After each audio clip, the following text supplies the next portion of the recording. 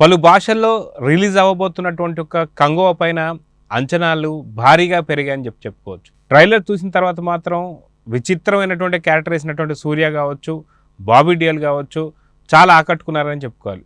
అయితే ఇప్పటిదాకా వీళ్ళిద్దరూ ఇలాంటి పాత్రలు మాత్రం పోషించలేదు. సో మొత్తానికి ఈ ట్రైలర్ ఎలా ఉంది ఏంటి, సో మొత్తానికి 2 నెలల ముందే ట్రైలర్ రావడం అనేది మంచిదా లేదా అనేది మనతో పాటు సీనియర్ జర్నలిస్ట్ హేమసుందర్ గారు ఉన్నారు. వారిని అడిగి తెలుసుకుందాం. సార్ నమస్తే. నమస్తే అండి. సూర్యకి సంబంధించి చాలా కాలం నుంచి సినిమాలు అయితే లేవు. చాలా ఒక లవర్ బాయ్గా చూసాము, అదేవిధంగా రోలెక్స్లా చూసాం, కానీ ఇలాగా ఒక పాస్ట్ పీరియడికల్ క్యారెక్టర్స్ అయితే మనం చూడలేదు. అది ఇలాంటి క్యారెక్టర్ చూడలేదు. సో మొత్తానికి ట్రైలర్ చూసిన తర్వాత ఇంకా 2 నెలల ముందే రిలీజ్ చేసేసారు ట్రైలర్ని. సో ఈ ట్రైలర్ చూసిన తర్వాత అంచనాలు పెరిగాయి అనుకోవాలా ఏంటి, అంటే ఏం చెప్తారు? అంటే ఒక డిఫరెంట్, ఇప్పుడు తంగలాన్ని చూస్తే మనకు ఏమనిపించిందో కంగువ చూసినా అలాంటి ఫీలింగే కలుగుతుంది. అంటే ఎప్పుడో గతంలోకి వెళ్ళిపోయి గిరిజన తెగల మధ్యలో జరిగే ఒక పోరాటాలుగా మనం ఈ కథను చూడాల్సి ఉంటుంది. అంటే వాళ్ళ లక్ష్యం ఏంటి అనేది మనకి ఆ ట్రైలర్ చూసి మనకు అర్థం కాలేదు. కానీ ఒక పవర్ఫుల్ పాత్ర, సూర్యకి మాత్రం ఒక పవర్ఫుల్ పాత్ర అని చెప్పొచ్చు. ఇది 2 భాగాలుగా వస్తుంది. ఈ మొదటి భాగాన్ని అక్టోబర్ 10వ తారీఖున రిలీజ్ చేస్తే సిద్ధమైపోయారు. కాబట్టి వాళ్ళు డేట్ కూడా ఇచ్చేసారు. కాబట్టి ఆ కంగువ టైటిల్లోనే ఒక వెరైటీ ఉంది. ఈ మధ్యకాలంలో వచ్చే కే సెంటిమెంట్ అనేది కంగువ విషయం కూడా వర్తిస్తుంది అనుకోవచ్చు. కాంతారా ఎలా కొత్తగా టైటిల్ ఉందో కంగువ కూడా అలాగే ఉంది. కాకపోతే కంగువ అనేది ఆ పాత్ర పేరుగా మనం చూడాల్సి ఉంటుంది. ఇందులో సూర్య పాత్ర పేరు కంగువ. అతను తీసుకురండి అనే డైలాగ్ కూడా ఉంది. కాబట్టి ఈ కంగువ అనే పాత్ర అంటే అది ఏంటి, దీనికి ఎక్కడ ముడిపెట్టారో, ఎలా కథ వెళ్ళింది అనేది మనకి ట్రైలర్ చూస్తే ఏం అర్థం కాదు. ఎక్కువ పోరాట సన్నివేశాలే కనిపించాయి. కానీ ఇప్పుడు బాబీ డియోల్ పాత్రను కూడా సూర్య పాత్రకి ధీటుగా మలిచారు. అది చూడాలి ఎలా ఉంటుందనేది. అయితే మొత్తానికి గిరిజనులు ఎవరైతే ఉన్నారో లేదా అడవికి సంబంధించినటువంటి వాళ్ళు ఎవరైతే ఉన్నారో వాళ్ళ మధ్యన యుద్ధంలాగా అయితే కనిపిస్తుంది. అయితే వీళ్ళ మధ్యన ఒక పోరుకి, అంటే వీళ్ళ మధ్యన ఒక సంధికి కావచ్చు, లేదంటే మటుకు దాడులు చేసేటువంటి ఒక ఎవరైతే గిరిజన వర్గాలు అయితే ఉంటాయో వాళ్ళందరినీ కూడా అంతమొందించాలి, అందరం కలిసిమెలిసి ఉండాలి. ప్లస్ దాంతోపాటు గిరిజనులు కూడా మిగతా వారిలో కలుపుకోవాలనేటువంటి ఒక సందేశాన్ని మాత్రం సూర్య ఇస్తున్నట్టుగా మనకైతే అనిపిస్తుంది. సో ఇది కూడా ఒక రకమైనటువంటి ఒక మెసేజ్ ఓరియంటెడ్ మూవీ లాగా అనుకోవచ్చు అంటారా? అంటే ఇందులో కూడా ఒక నిధికి సంబంధించిన పోరాటం ఏమో అనిపిస్తుందండి. ఎందుకంటే బంగారపు నాణ్యాలు కూడా ఒక సన్నివేశంలో మనకు చూపించారు. కాబట్టి ఒక ట్రెజర్ హంట్ లాగా, గతంలో మెకనాస్ గోల్డ్, తంగ్లాన్ కూడా అదే టైప్లోనే వెళ్ళిన సినిమానే. ఇది కూడా అలాగే అనిపించేలాగానే మనకి నాణ్యాలు కనిపిస్తున్నాయి.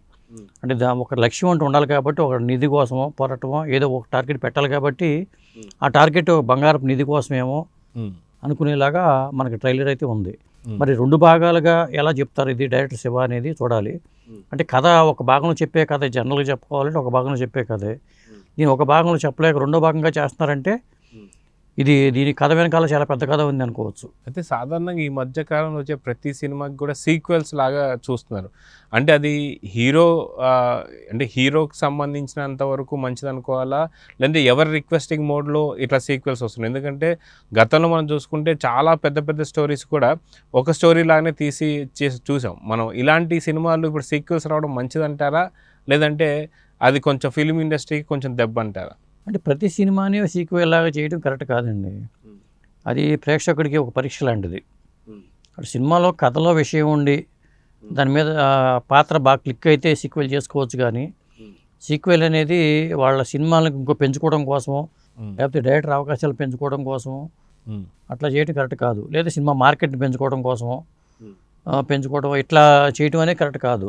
సినిమాలో కంటెంట్ ఉండి చెప్పదలుచుకున్నప్పుడు కార్తికేయ 1, కార్తికేయ 2 హిట్ అయినాయి. అలా KGF 1, KGF 2 హిట్ అయినాయి. బాహుబలి 1, బాహుబలి 2 2 హిట్ అయినాయి. అలా అవసరాన్ని బట్టి చేసుకోవచ్చు. కానీ కొన్ని సినిమాలు వచ్చినాయి. బ్రహ్మాస్త్ర అనే సినిమా వచ్చింది, వాళ్ళు ఏదో 3 భాగాలు 5 భాగాలు అన్నట్టుగా చెప్పుకుంటూ వచ్చారు. కానీ చివరికి వచ్చేసరికి ఒక భాగంతో సరిపెట్టుకోవాల్సి వచ్చింది. అలాగే ఇప్పుడు ఈ కంగువ కానీ లేకపోతే ఇంకా వేరే దేవర కూడా అట్టగా 2 భాగాలకు వస్తుంది. అదే రోజు రిలీజ్ అవుతుంది దేవర కూడా. అక్టోబర్ 10వ తారీఖు దేవర వస్తుంది. మొదటి భాగం కంగువ మొదటి భాగం. సూర్య వర్సెస్ ఎన్టీఆర్ అనేలాగానే పరిస్థితి ఉంది. అలాంటప్పుడు కొద్దిగా ఇబ్బందిగా ఇక్కడ స్టార్ హీరో ఎన్టీఆర్, సూర్య ఇక్కడ స్టార్ హీరో కాదు. మరి దేవర సినిమాని అక్కడ రిలీజ్ చేసినప్పుడు అక్కడ స్టార్ హీరో సూర్య, ఎన్టీఆర్కి వచ్చేసరికి స్టార్ హీరో అక్కడ కాదు తమిళనాడుకి. కాబట్టి ఇది ఒక ఆసక్తికరమైన పోటీ కూడా అనుకోవచ్చు.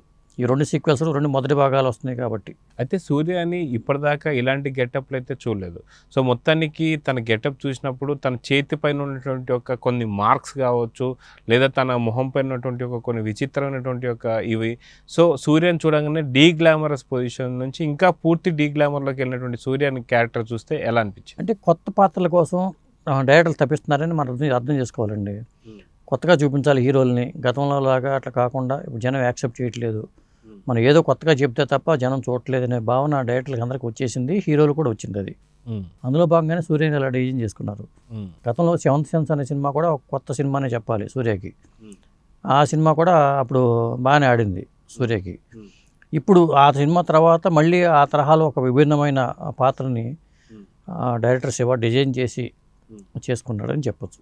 సో అక్టోబర్లోనే రిలీజ్ చేస్తానికి ఏంటి రీజన్ అంటే ఏం చెప్పొచ్చు? ఎందుకంటే గతంలో మనం చూసుకుంటే ఇది ఎప్పుడో రిలీజ్ అవ్వాల్సిన సినిమా అని చెప్పేసి అని తెలుస్తుంది. ఎందుకంటే జనవరి సంక్రాంతి బరిలో ఉండబోతుందని కావచ్చు, తర్వాత ఫిబ్రవరికో మార్చుకో పోస్ట్పోన్ అవుతుందని చెప్పేసి అనుకున్నారు. కానీ ఎందుకని ఈ మధ్యకాలం సినిమాలన్నీ కూడా చాలా లేట్ అవుతున్నాయంటే ఏంటి రీజన్ అంటే ఏం చెప్తారు? పాన్ ఇండియా అనే ప్లాన్తో వెళ్తున్నారు కాబట్టి లేట్ అవుతున్నాయండి. అది కాకుండా ఏంటంటే ఇప్పుడు తమిళ హీరోలు, తెలుగు హీరోలు, మలయాళ హీరోలు, కన్నడ హీరోలు ఇలా చూసుకున్నప్పుడు పాన్ ఇండియా సినిమాలు కాబట్టి 2 సంవత్సరాలకు ఒకటి వచ్చినా కానీ క్లాష్ అవుతున్నాయి ఒక్కోసారి. వాళ్ళు సీజన్ పెట్టుకుంటున్నారు. దసరా సీజన్ రిలీజ్ చేద్దామా, ఆగస్టులో రిలీజ్ చేద్దామా, లేకపోతే సంక్రాంతి రిలీజ్ చేద్దామా, దీపావళికి చేద్దామా, ఇట్లా ప్లాన్స్ ఉంటాయి. అవన్నీ ముందే ఖర్చు చేసుకుంటున్నారు. సినిమా పెద్ద సినిమాలు కాబట్టి, పాన్ ఇండియా సినిమాలు కాబట్టి ఒక మంచి సీజన్లో రిలీజ్ చేస్తే బెటర్ అనే ఉద్దేశంతో అట్లా చేస్తున్నారు. అట్లా కాకుండా సీజన్తో నిమిత్తం లేకుండా ముందు జరుపుకుంటే క్లాష్ అయ్యే ప్రమాదం కూడా ఉండదు. కానీ సినిమాలన్నీ కూడా ఇప్పుడు తమిళ హీరోలు, కన్నడ ఇట్లా అన్ని భాషల్లో ఉన్న హీరోలు పట్టుకుంటే ఒక 25 మంది తేలుతారు మనకి. బాలీవుడ్తో కలుపుకుంటే 25 మంది తేలుతారు. ఇప్పుడు బాలీవుడ్ హీరోలు కూడా విలన్గా చేసుకునే పరిస్థితి వచ్చేసింది. విలన్గా చేసుకుని పవర్ఫుల్ విలన్గా మారుతున్నారు బాలీవుడ్ హీరోలు. సాధారణంగా తెలుగు వాళ్ళు అక్కడికి వెళ్ళిపోయి సినిమాలు చేసే రోజులు పోయి బాలీవుడ్ వాళ్ళు ఇక్కడికి వచ్చి సినిమాలు చేసే రోజులు వచ్చినాయి అంటే మన వాళ్ళ క్రియేటివిటీ బాగుందని అనుకోవచ్చు. అయితే మనం చూసుకుంటే కంగువా మాత్రం చాలా డిఫరెంట్ టైటిల్ అనుకోవచ్చు. అదేవిధంగా ఏదైతే క్యారెక్టర్స్ ఉన్నాయో చాలా డిఫరెంట్గా ఉన్నాయి. సో జనాలు యాక్సెప్ట్ చేస్తారా అంటే ఏం చెప్తారు? తంగళాన్ ఫలితం బట్టి ఆధారపడి ఉంటుందండి. తంగళాన్ ఎలాంటి ఫలితాన్ని ఇస్తుంది అనేది రేపు 15వ తారీఖు తేలిపోతుంది. తంగళాన్ మరి గ్లామర్ ఇంకా చూసుకోవాలంటే సూర్య కన్నా గ్లామర్లో విక్రమ్ కనిపించాడు దీంట్లో. మరి ఈ తంగళాన్ ఎలాంటి ఫలితాన్ని ఇచ్చింది అంటే యాక్సెప్ట్ చేశారు అంటే ఖచ్చితంగా ఆ సూర్య పాత్రను కూడా యాక్సెప్ట్ చేస్తారు. ఏదేమైనా ఒక కొత్త సినిమాని చూసే భావన అయితే ఆ కంగువ ఇవ్వచ్చు. అలాంటి పాత్రలో సూర్య కూడా బాగా చేస్తాడు కాబట్టి కంగువ మీద అయితే మంచి అంచనాలే ఉన్నాయి. అయితే ఈ మధ్యకాలంలో ఏ సినిమా అయినా సరే ఓపెనింగ్ అనేది ఏదైతే ఉందో అది కొంచెం బాగా జరిగినా దాని తర్వాత వచ్చిన టాక్ బట్టి తర్వాత వచ్చే షోలు ఏదైతే మ్యాట్నీ షోలు కావచ్చు, ఫస్ట్ షో కావచ్చు, ఇక్కడికే మనకు అర్థమైపోతూ వస్తున్నాయి. సో ఇలాంటి సినిమాల్లో ఒకవేళ అన్ని సంవత్సరాలు కష్టపడి తీసిన తర్వాత కూడా ఒకవేళ మార్నింగ్ షోతోనే పూర్తి భవిష్యత్తు అనేది తేలిపోతుందంటే ఏమంటారు? తేలిపోయినా వీళ్ళు 5-6 భాషలు రిలీజ్ చేస్తున్నారు కాబట్టి ఇప్పుడు కొన్ని సినిమాలు ఉన్నాయి ఇక్కడ హిట్ అవుతాయి, వేరే రాష్ట్రాల్లో హిట్ అవ్వదు, ఆ పరిస్థితి ఉంటుంది.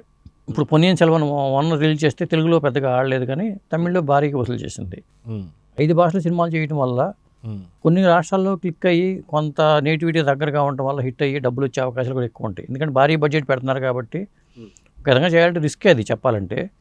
కానీ ఒకవేళ ఫ్లాప్ అయినా కానీ వేరే భాషల్లో నుంచి డబ్బులు కలెక్ట్ చేసుకుంటానికి అవకాశం ఏర్పడుతుంది. థియేటర్స్ ఎక్కువ వస్తాయి కాబట్టి ఎక్కువ థియేటర్లు వస్తాయి కాబట్టి ఓపెనింగ్స్ కూడా ఇమేజ్ని బట్టి ఓపెనింగ్స్ కూడా రాబడతాయి కాబట్టి అలా ప్లాన్ చేసుకుంటున్నారు. చెప్పాలంటే మేకింగ్ ఖర్చు ఒకే భాషలో తీసినా అదే ఖర్చు అవుతుంది, 5 భాషలు తీసినా అదే ఖర్చు అవుతుంది. చెప్పాలంటే డబ్బింగ్ సినిమా అని చెప్పాలి. డబ్బింగ్ సినిమాగానే చూడాల్సి వస్తుంది. అన్ని భాషలో షూట్ చేసే అవకాశం ఉండదు. కాకపోతే అక్కడ ఏమైనా నేమ్ ప్లేట్లు పెట్టాల్సిన చోట లేకపోతే ఇలాంటివి ఉన్నప్పుడు కొంత అది ఆ సన్నివేశం వరకు రీషూట్ చేసుకుంటారు తప్పితే ఎడిషనల్ ఖర్చు అంటూ ఉండదు. కాబట్టి క్వాలిటీ పరంగా కొద్ది జాగ్రత్తలు తీసుకుంటారు. పాన్ ఇండియా సినిమా అంటున్నాం కాబట్టి క్వాలిటీ పరంగా రిచ్గా ఉండడానికి తగ్గ ఏర్పాట్లు చేసుకుంటారు. సో చూద్దాం సార్, మొత్తానికి చాలా డిఫరెంట్ గెటప్లో చాలా కాలం తర్వాత సూర్య రాబోతున్నాడు. మొత్తానికి సినిమా మాత్రం మంచి హిట్ అవ్వాలని అయితే కోరుకుందాం. నమస్తే.